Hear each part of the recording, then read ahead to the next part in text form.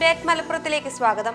സ്വന്തമായി വൈദ്യുതി ബൈക്ക് നിർമ്മിച്ച് താരമായി 7ാം ക്ലാസ്സുകാരൻ എടപ്പാൾ അംശകച്ചേരി GMUP സ്കൂളിലെ അർഫാനാണ് പഠനോത്സവത്തിന്റെ ഭാഗമായി വൈദ്യുതി ബൈക്ക് നിർമ്മിച്ചത്.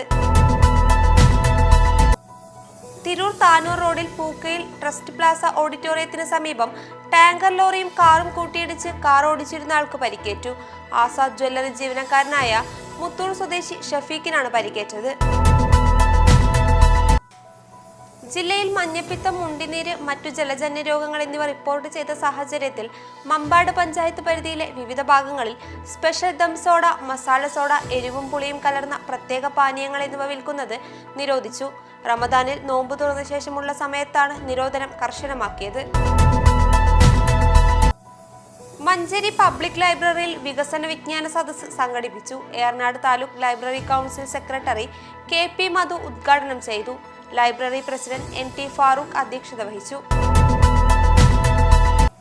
ചെന്നൈ എഗ്മോർ എക്സ്പ്രസിൽ ജനറൽ കമ്പാർട്ട്മെന്റിൽ നിന്ന് 16.5 കിലോ കഞ്ചാവ് പിടികൂടി.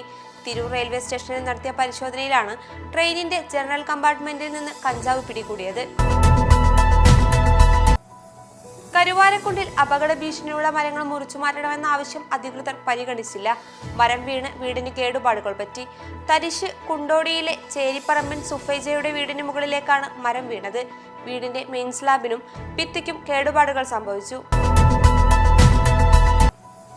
സർവീസിൽ നിന്നും വിരമിക്കുന്ന ചെട്ടിയങ്ങാടി അംഗൻവാടി ടീച്ചർക്ക് ഉചിതമായ യാത്രയയപ്പ് നൽകാൻ സ്വാഗത സംഘം രൂപീകരിച്ചു.